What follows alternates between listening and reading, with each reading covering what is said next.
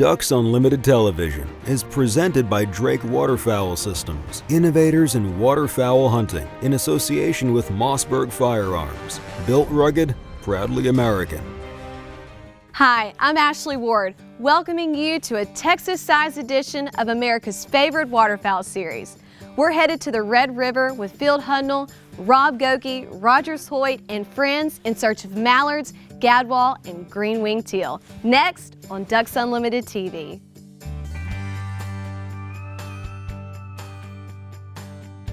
When I found out that DUTV was going to Texas in January, I was excited on several levels. One, by January, there's got to be a lot of ducks down there. And two, it's got to be a lot warmer than it is in Kentucky.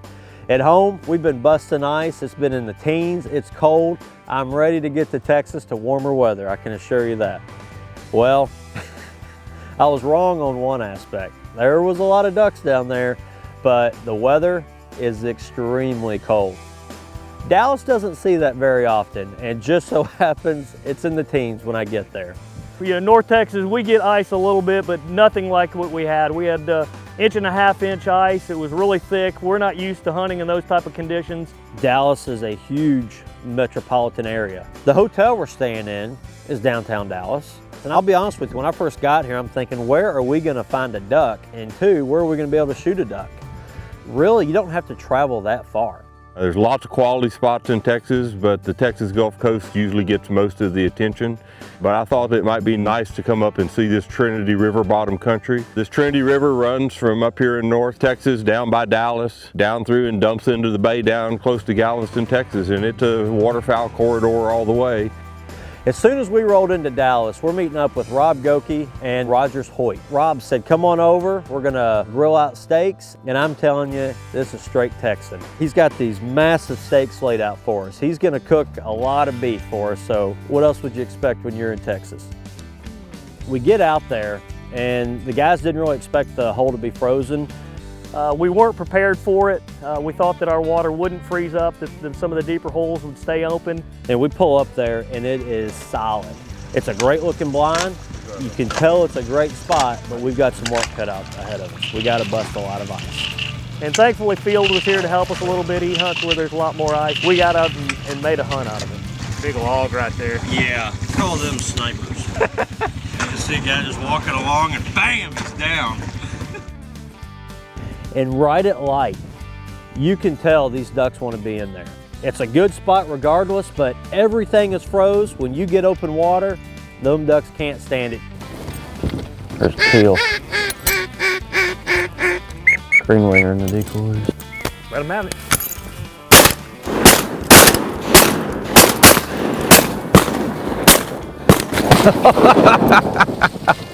That was cool. You know, in this particular hole, you could only wade out so far. And when it's this cold and you're dealing with this type of ice and you can't get out there in a, in a pretty quick manner, you don't run a dog. Hats off to Kyle again. He was, if we didn't have him, it would have been tough. Every bird we shot, he had to take that little creek boat out there and fetch the ducks up. We just walked into a big old group of teal. Right here, right here, right here, right here.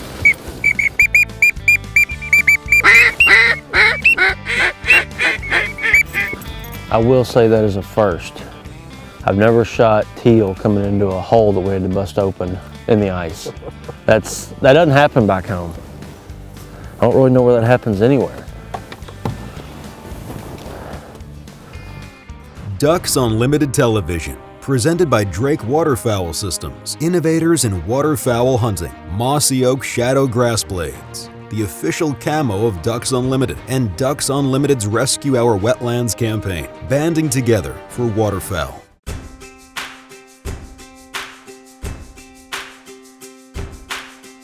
It's cold, and it don't make no sense. We're in Texas.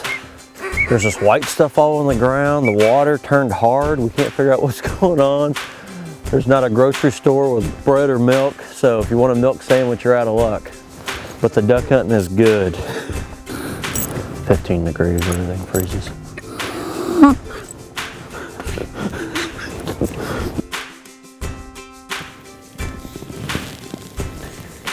Right here, right here, right here.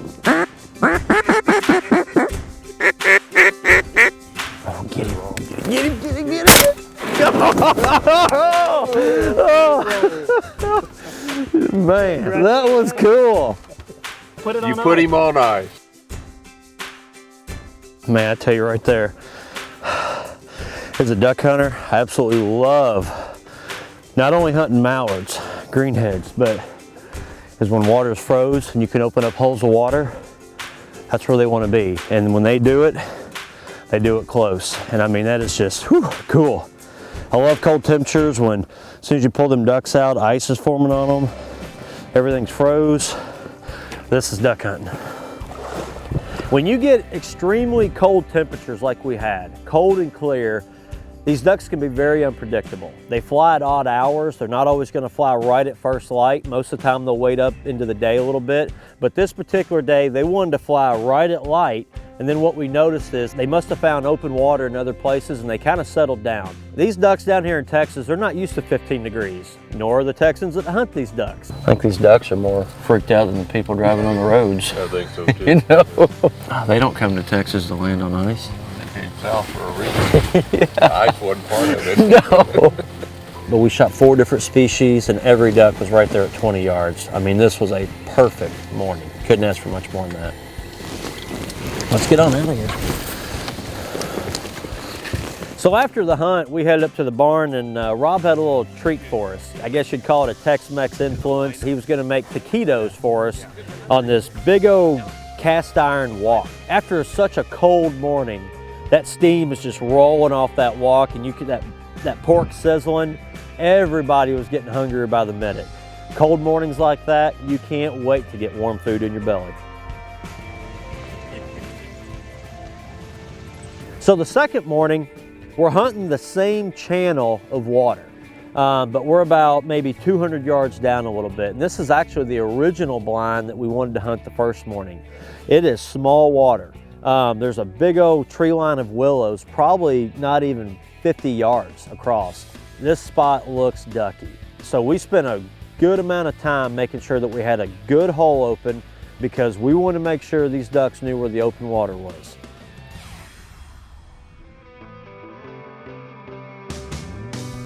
As traditional habitats have disappeared, some waterfowl species have become increasingly dependent on agriculture to meet their nutritional needs. This is especially true with rice. Harvested rice fields contain waste grain missed during harvest, as well as a variety of other duck foods. Many farmers flood rice fields in winter for hunting, which can mean extra income if they lease their fields. These flooded fields create excellent waterfowl habitat. Each year, nearly 3.4 million acres of rice is grown in the United States, mostly in the lower Mississippi River Valley, the Gulf Coast of Louisiana and Texas, and the Central Valley of California, all important areas for wintering waterfowl. Researchers estimate that rice fields provide between 35 and 70% of the food resources available to wintering dabbling ducks in these areas. And overall, this single crop provides approximately 30% of the food energy needs for all wintering dabbling ducks in the United States. In addition, the protein-rich invertebrates that are produced provide much needed food for fisheries in the adjacent rivers. Through our Rice Stewardship Program, DU is working with private landowners, the USA Rice Federation, the Natural Resources Conservation Service, and other partners to deliver conservation programs on rice lands. These programs are great for ducks, but they also help improve farm profitability, water quality, and overall environmental conditions. You can find out more about rice and ducks at ducks.org. DU Insights is brought to you by Mossy Oak Properties. Find your favorite place at mossyoakproperties.com. DU TV is powered by Mossberg Firearms. Built rugged, proudly American. Mossy Oak Properties, America's land specialist. Kent Cartridge, performance, quality, tradition, biologic, scientifically proven wildlife products. Higdon Outdoors, quality, customer service, innovation. That's Higdon Outdoors. And Purina Pro Plan, nutrition that performs.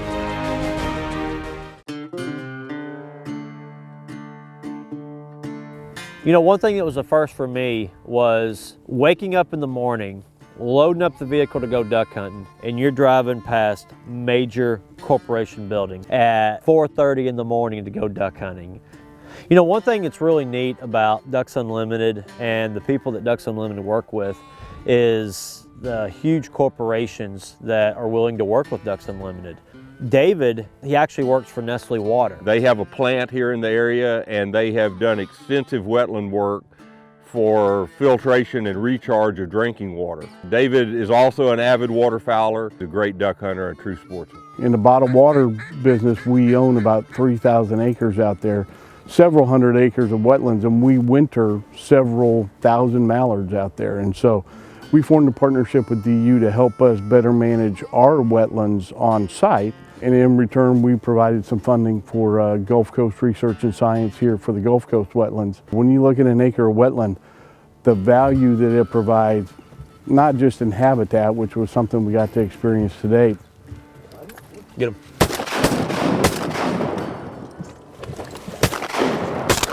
Good shot. The value it provides in water filtration, flood protection. There's a tremendous amount of value in each acre of wetland, and that's why conserving those acres is really important, and proud to be associated with doing that here in Texas and all over the U.S. We're in Texas and it's cold. We got ice on the water. We busted open a big hole and these ducks went in here, and they went in here bad. One from the right. On the right? Oh yeah, right here.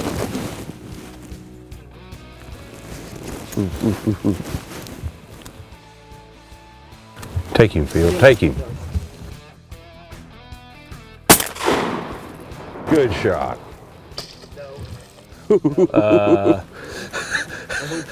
gonna have to hunt up for him. You must have 100% of your pattern in that one because he sunk.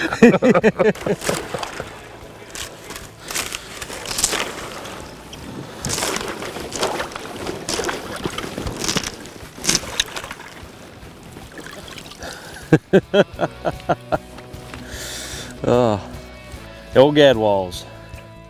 Man, they're fun. They are neat ducks.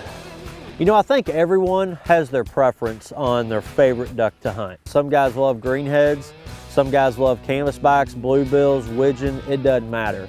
Me personally, I like variety. Gadwalls or gray ducks, man, I'll shoot them all day, every day if I have to. They are a fun duck to hunt. Get him. Go for it.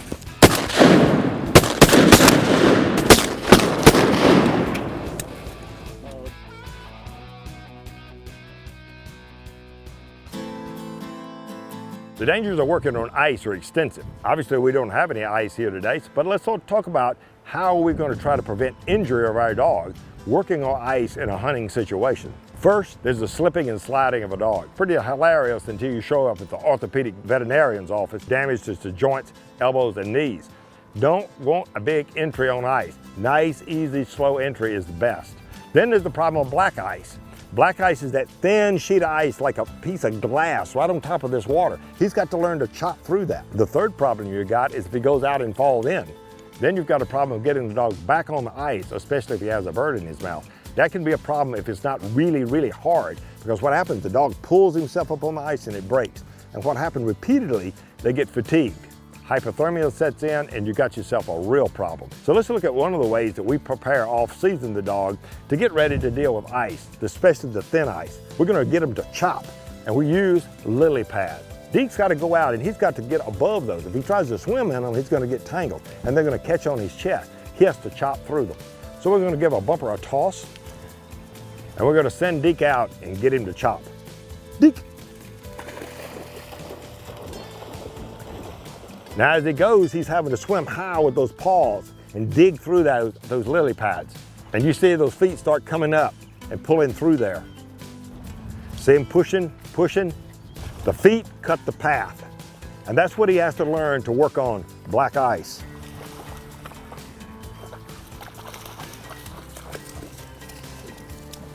Working your dog in frozen conditions on the water is extremely dangerous. So the first time your dog sees frozen conditions, ice, to make a retrieve should not be opening day at sunrise. Duck Dog with Mike Stewart is presented by Purina Pro Plan, nutrition that performs.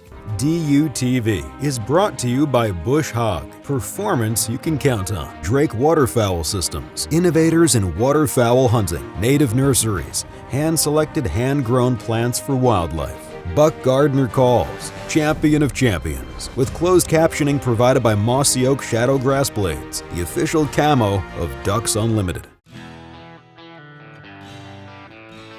Have you ever heard of timing or lining your ducks up? I was taught that at a very young age, and I feel like I was very fortunate because I see it a common mistake in hunters today.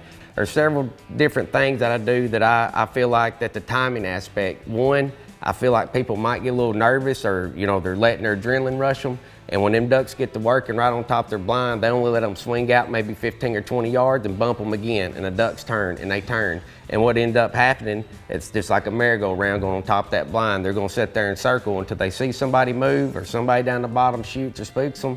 So they're not letting them ducks get out and get lined up with the wind. So if I have the wind coming off my left and I have a gap, my decoy's out front right, I'm gonna need to let them ducks slide 75 to 80 yards, depending on the wind, to get them when I turn where that lead duck is lined up with that gap. Because if I let them get too far out front, now they're going to have to turn and come all the way back around the blind to line up again. So one general rule that I tell guys is sometimes we're just hang on, now hit them. And when we do, it turns them and all the ducks are in line. That helps us finish more bunches at the end of duck season. Duck Tactics has been presented by Buck Gardner Calls, champion of champions. Today, we're about 12 degrees warmer, a lot larger hole, and these ducks are still flying. They're a lot more active today. But what's crazy is we don't have the mixed bag today. We've seen widgeon, we've seen a couple mallards, and this one right here is getting ready to get it. Get him.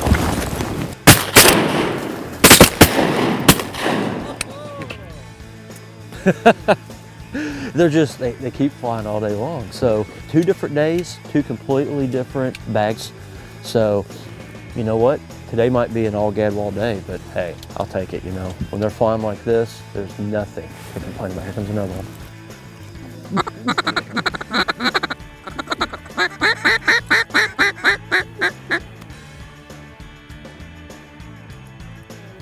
Get ready, get ready. Now, take them.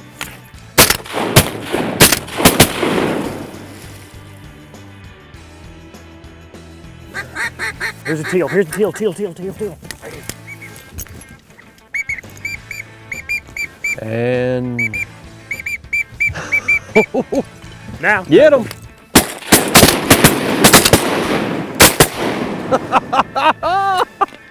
Wow, that was awesome. That was cool. I love shooting mallards. And what's crazy is you shoot puddle ducks, like your mallards, your gadwalls, your widgeon, you kind of get in a groove. Well, then a lot of teal come in and they really test your shooting ability. One, because when you got 50 teal wadded up right there in front of you and you got to pick out one bird, it's tough. Gadwalls and teal today. That's awesome. Man, they're fun. We've had an awesome morning. Seen lots of ducks. I think the sweetest part was we finished off our limit with a massive wad of teal. I mean, I've never had to bust ice and shoot teal. I mean, that is just plain awesome. So we're done. We're gonna pack up and roll on out of here.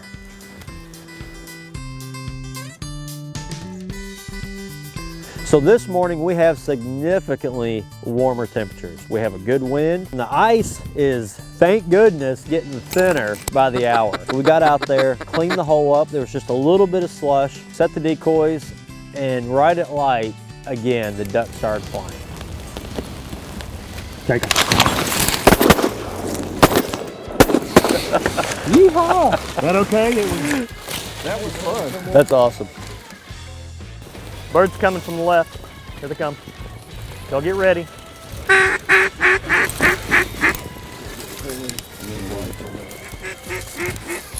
Out front now.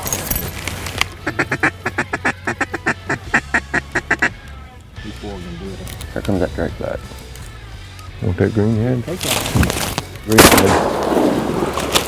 head. I can't. Take that green head. Oh man. You know, it's cold mornings like this, whether you shoot ducks or not, is why I love being a waterfowl hunter. I have had so many tremendous opportunities in the outdoors to observe the wonderful creation of waterfowl.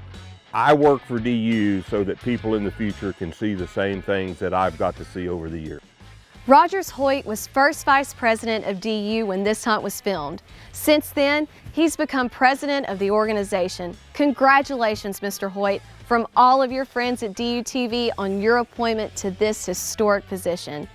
Next time on DU TV, we'll remember our friend Wade Bourne, the iconic host of America's longest running waterfowl series.